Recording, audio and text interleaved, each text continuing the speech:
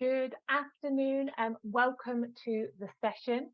I'm just going to allow a minute for more delegates to be admitted, and then we will get started.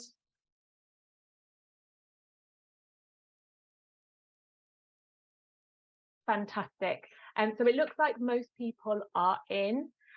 Thank you for all joining us today for our session on the Welsh curriculum in 2022. This is part of the Governors for Schools conference, and we're delighted to have so many of you joining the session today. Next slide, please, Margaret. Just to cover some housekeeping points, this session is being recorded and we will share a link to access all recordings and resources from the whole conference, hopefully later this week, but early next week at the latest. This event is also CPD accredited, so if you'd like to receive a certificate of your attendance, please give your consent to share your data in the survey that will pop up as you leave the session. If you have any questions for our speakers, and we hope you do, please post those into the chat box and we'll endeavour to get to as many as possible at the end of the session. Finally, I would just like to thank the Institution of Engineering and Technology for kindly sponsoring this conference. Next slide, please. So without further ado, let's get into the session. We are joined today by two fantastic speakers, Claire Skidmore, head teacher at Radze Primary School in Cardiff, and Jane Griffith, who is the chair of governors at that same school. Claire and Jane will be sharing their experience of implementing the new curriculum so far. Mindful of the different contexts and challenges that each school faces, they're going to include key questions that governors should be asking in order to help their school in its unique journey to implementing the new curriculum both this year and beyond. Next slide, please. So I will now hand you over to the very capable hands of Jane and Claire. Oh, thank you, Lauren. Thanks for welcoming us to the Governors for Schools conference today. And we're both here today to talk to you about the changes to the Welsh curriculum and particularly what that means for governing bodies. So next slide, please. So I'll introduce myself first. I'm Claire Skidmore and I'm the head teacher at Radze Primary School. And I've been at Radze Primary School now for 6 years. I've worked in Cardiff for over 25 years as a school leader in a number of school settings and assistant leader for Central South Consortium, supporting other schools on change within their settings. I'll just hand over to Jane to introduce herself next. Good morning, everyone. Afternoon, everybody. I'm Jane. As it says there, I'm the chair of governors at Radze Primary School, and I've been chair there 14 years, which it feels like yesterday, but it has been 14 years. My background's in HR and learning and development. I've worked throughout South Wales in various industries, and my current role, I'm actually working for the NSPCC as their performance and learning manager. And sort of in tandem with Claire, I'm a regional governor lead, so that means that I work for Central South Consortium as well, and I support a number of different schools across Wales. Thank you. Okay, so on to the next slide, and I'll just set the scene a little bit about Radze Primary and the start of our journey first. So the slide gives you a few images and things that'll snapshots of our journey, but Radze Primary School is a village school in Cardiff. We've got around 5% free school meals and a really active community that works closely with the school. Our school vision, which is there on the screen, is about progress for all, and our vision statement of unlocking the potential in everyone, pupils and staff, to become lifelong learners. We really remain true to this vision in all the decisions that we've tried to make on this journey. Inclusion is definitely at our core. We develop our learners through the opportunities and experiences we provide at Radze Primary, and plan activities both inside and outside the classroom to try and inspire and challenge them to realise their true potential. We've created a school culture that really values professional development, and I think that's been key, and the contribution of all our staff.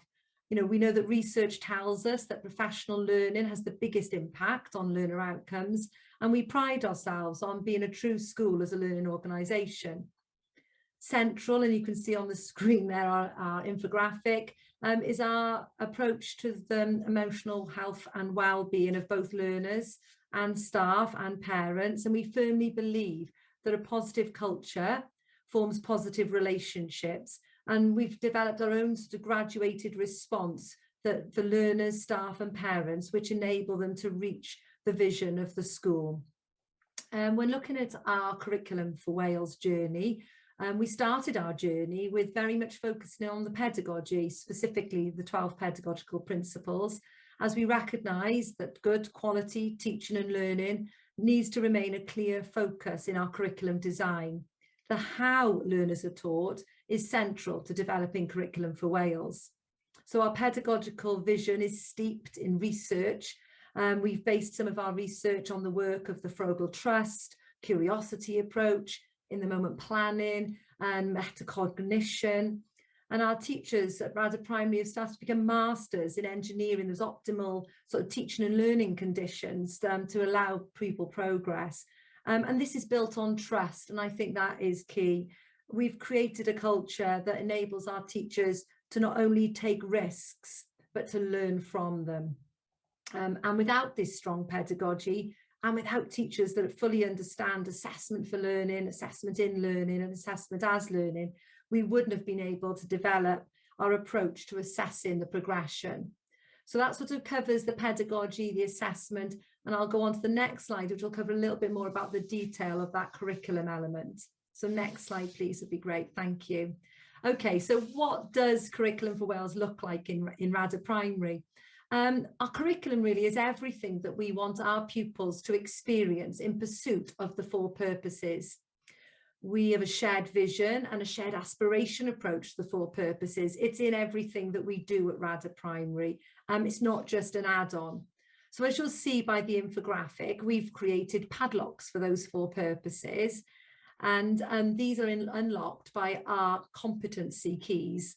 And the chain then around the edge of that are all the things that we would like our children to experience. And this is one of our first infographics, and is already slightly different as it keeps emerging. So the key competencies are things that we see are the integral skills, and they underpin the 4 purposes at Radze.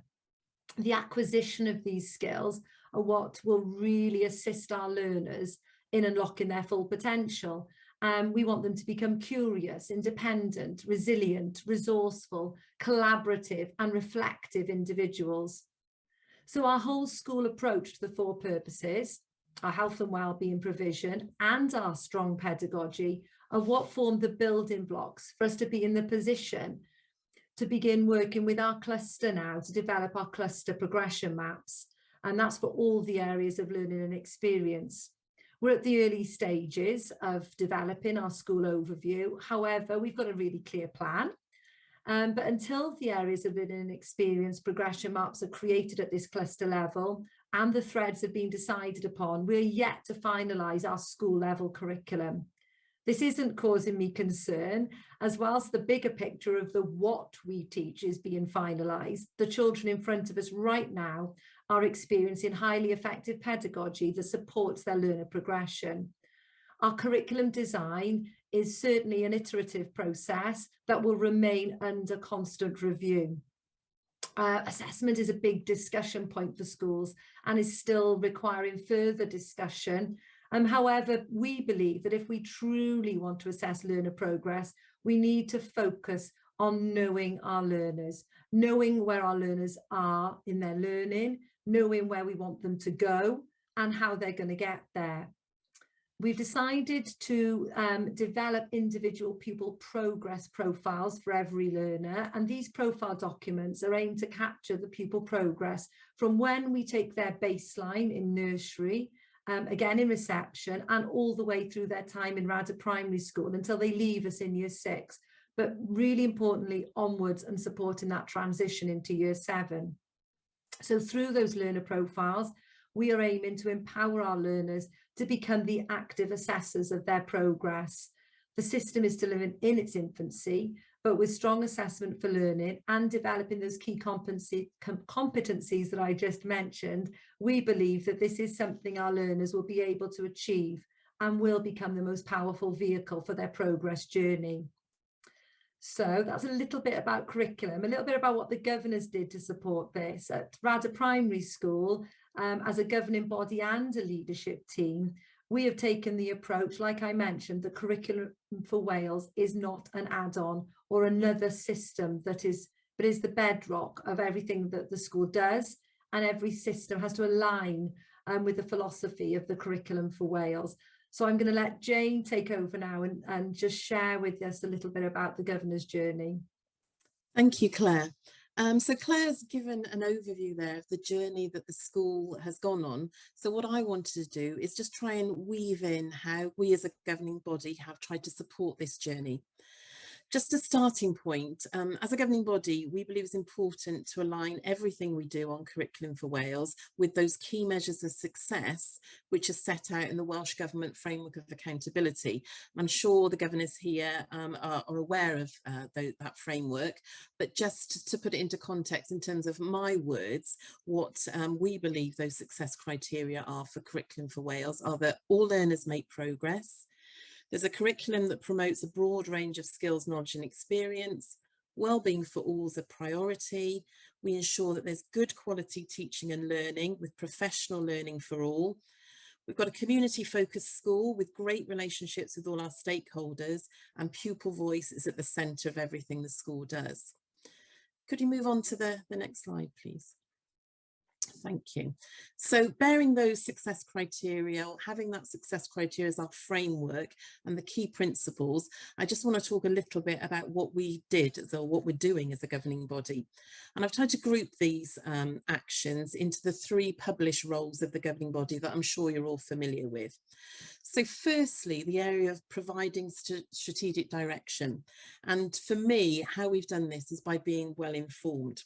So what does this look like? Well, what we've tried really hard to do is really understand the context of Radze Primary School. That's through head teacher briefings and continuous dialogue. So as a governing body, we really understand our demographic of our pupils and our staff experience. We've also spent time revisiting our school vision. Is it fit for purpose underneath the Curriculum for Wales? We've had ongoing briefings from Claire. I mean, you've heard how passionate Claire is about the new curriculum.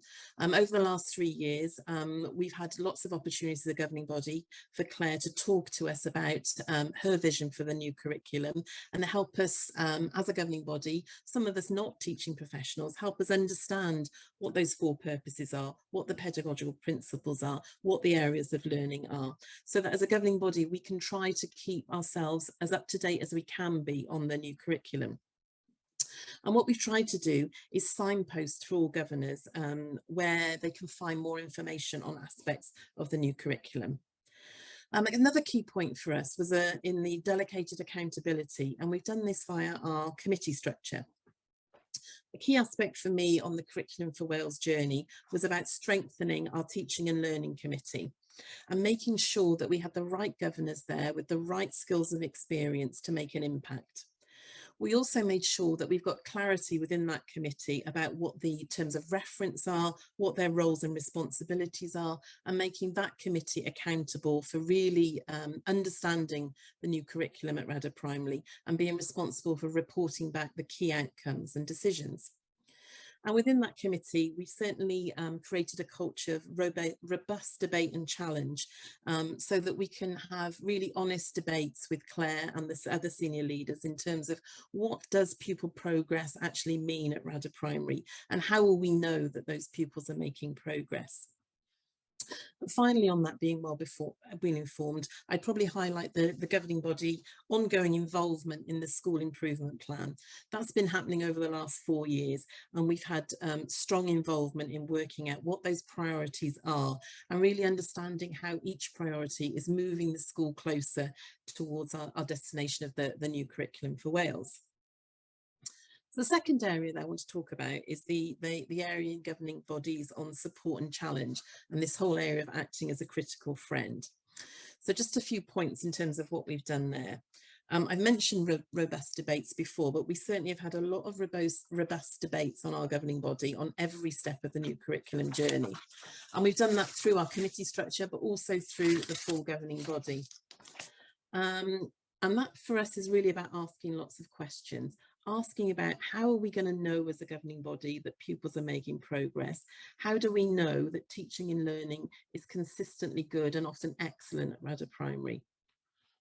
I talked a bit before about our involvement in setting the priorities, but what we've really worked hard at is our governors being integral to those priorities. So what we've done over the last 4 years is we've linked one governor to each priority to make sure that they're fully embedded in that priority in the school. They've worked with a senior leader within the school to work out what the action plans of that priority is, what the success criteria are, how we're going to measure success. And those link governors have then been involved throughout the year with regular check-ins, regular involvement, just to understand the progress of those priorities. And those link governors are then fully involved in the monitoring cycle of the school, be that in learning walks, scrutiny of lesson observations, meeting with pupils, and that link governor is then responsible for feeding back to the full governing body about progress on that priority and what's happened. And probably what I'd say, I mentioned at the start that I've worked with other governing bodies over the last year or two. And I think what I found is that some governing bodies I've worked with, possibly this whole area of what does it look like to be a critical friend is something that's come up. And for us at Radze Primary, that issue of being a critical friend has been really about asking questions all the time, asking questions, asking challenging questions, not with the aim of catching Claire out, but in the aim of encouraging much more debate and understanding about where we're going on the new curriculum for Wales at Radze. And, you know, we've been really lucky as the governing body that I hope Claire has been happy with those questions, and it has led to a lot of debate and reflection and possibly going back on certain things to end up where we are today. So a final area there is I've put the challenge, ensuring accountability. So as a governing body, we want to ensure that as a minimum, every governor on my governing body understands the basics on curriculum for Wales. They understand what the principles are, they know what the four purposes are, they understand the school's vision, and they know what our priorities are. But then more detailed accountability sits with me and the other school improvement link governors and our teaching and learning committee. And what we as a team have done, we've done learning walks, we've done book looks, we've done lots of meetings with the SRT. I've worked in partnership with our improvement partner to talk to learners, to understand their progress, sitting in on teachers' progress meetings on their class, so to really get a feel in terms of how at Radze we are measuring that pupil progress. So what that means is that I feel confident that all our governors can talk about pupil progression, they can talk about what we're doing on wellbeing, they understand professional development, and I've got other governors who each have high level of knowledge on specific aspects of the new curriculum, like the key competencies that Claire talked about, like professional learning, and like the curriculum cluster work. Can I have the next slide, please? So what I've done here is just to finish on accountability, I've just tried to say there that as a governing body, as a school, we're committed to the statement within the Welsh Government framework that Curriculum for Wales is about ensuring that schools support every learner to make progress.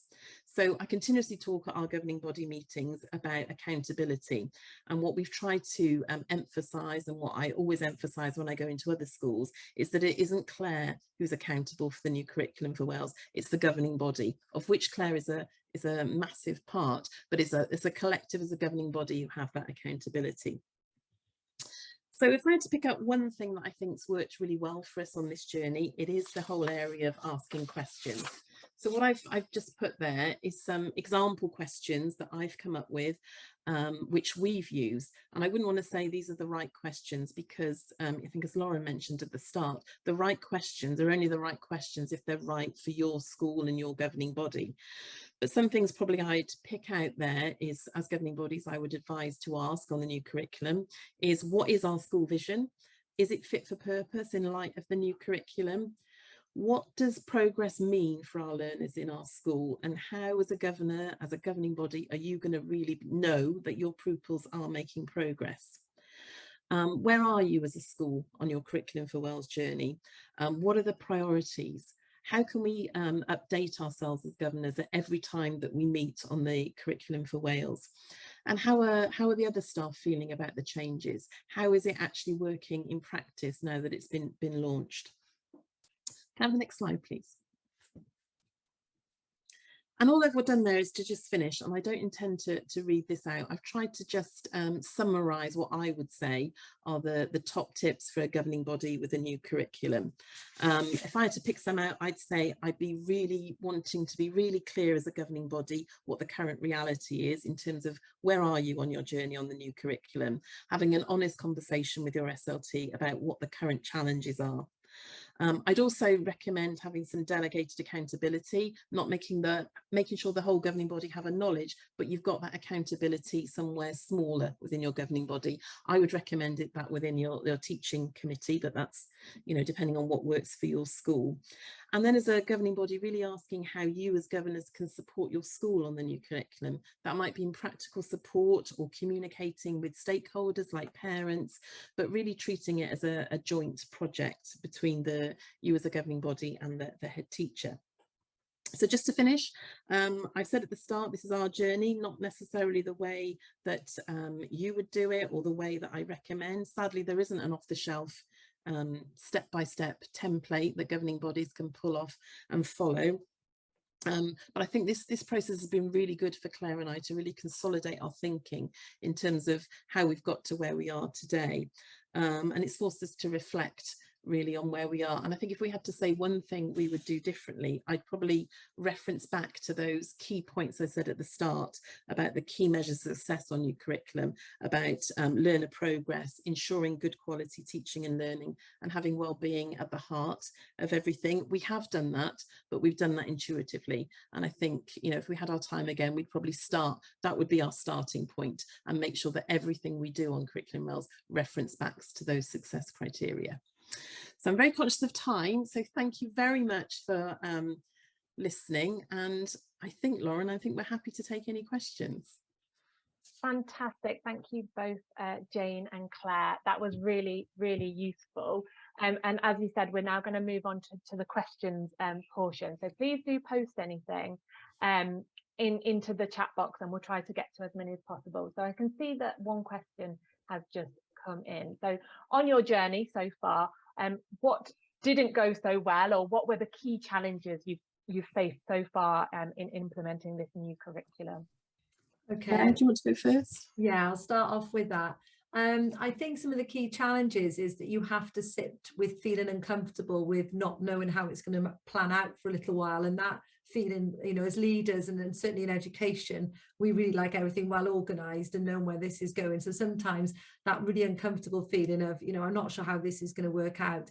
And I did say mine, you know, allowing teachers to take risks and to learn from them and evaluate those risks. You know, there's things that we look back on now that we did at the start of our journey that we sort of chuckle at now, I think, with some of the things around pupil voice and how we involve learners in deciding about what they wanted to learn.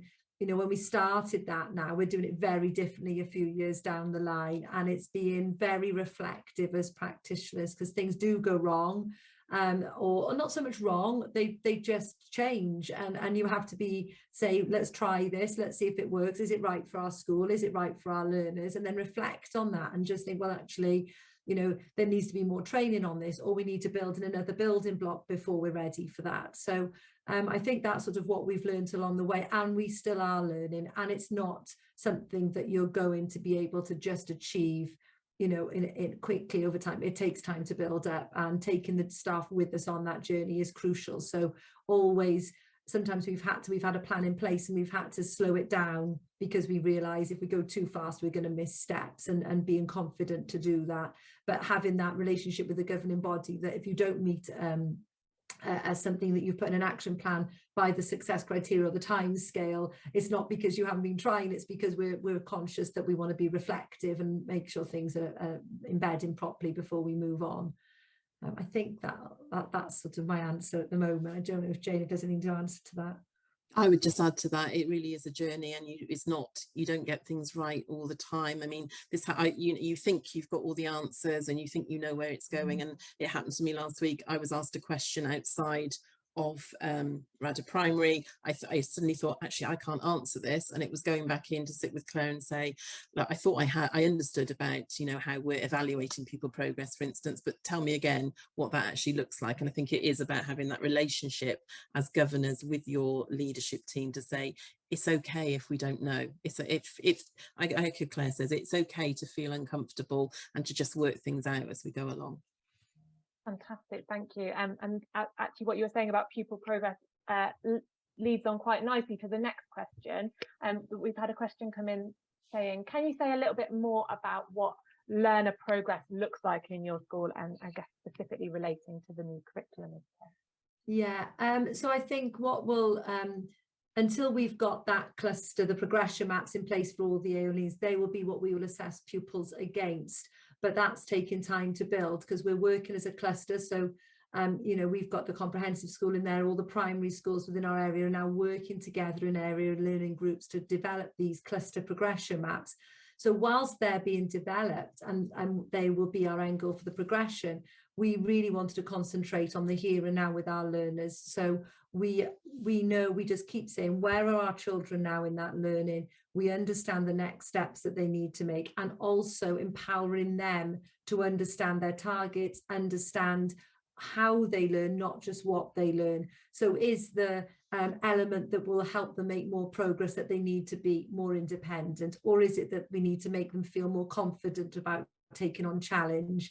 So it's not just about the what they're learning, but it's about how they're learning, and understanding that that is progress for some learners, and important that along every step of the way we capture where they were at the beginning of this journey in nursery and reception. All the children come in with a different baseline, and it's very important that that progress is an individualized progress journey and not reaching a milestone by a certain date or a certain time, but small progress along the way for each individual. And that comes through a number of things: the progress profiles, our progress meetings with senior leadership teams, with the members of staff, and by using strong assessment tools within the school that can help with that. Fantastic, thank you. I think we have time for one, maybe two more questions if we are lucky. You mentioned about the importance of ensuring that all governors on the governing body have a strong grasp of the new curriculum and what it means.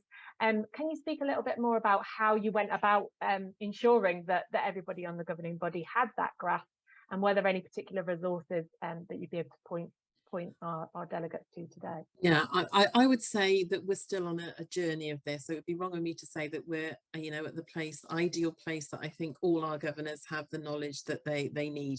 It's a vast subject, and there is a lot of resources out there. It probably goes back to, again, what I was saying, you know, with hindsight, you know, we've sort of done it as we've gone along. So we've been really lucky that Claire has always talked to the governing body along every step of the way. And, you know, I've gone to her and said, can you talk at this governing body meeting about, say, I don't know, the 4 purposes. So she's done that. But we have the Central South Consortium is the consortium that I know, and there is a wealth of information about the new curriculum on that. There's also quite a good section on that on the new curriculum for governors, but I've gone through it all. It's vast. So what we've tried to do is I've tried to simplify and try to signpost to governors the key points.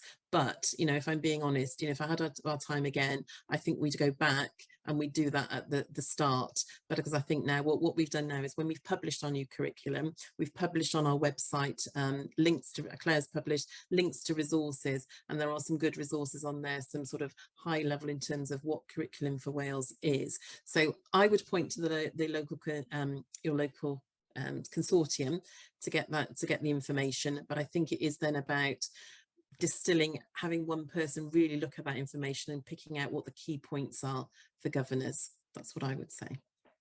Excellent, that is really useful, and I think particularly for the point that many of the governors today are joining us at.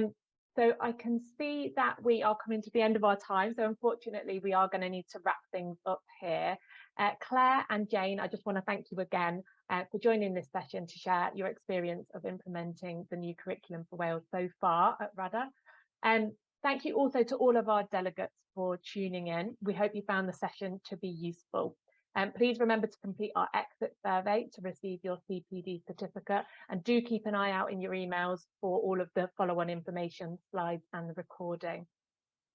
Don't forget that Governors for Schools also provides a free governor recruitment service, so do keep us in mind if you have any vacancies on your governing body now or in the future. And finally, I would just like to thank the IET again for their generous sponsorship of the conference. Have a lovely afternoon, everybody. Bye-bye.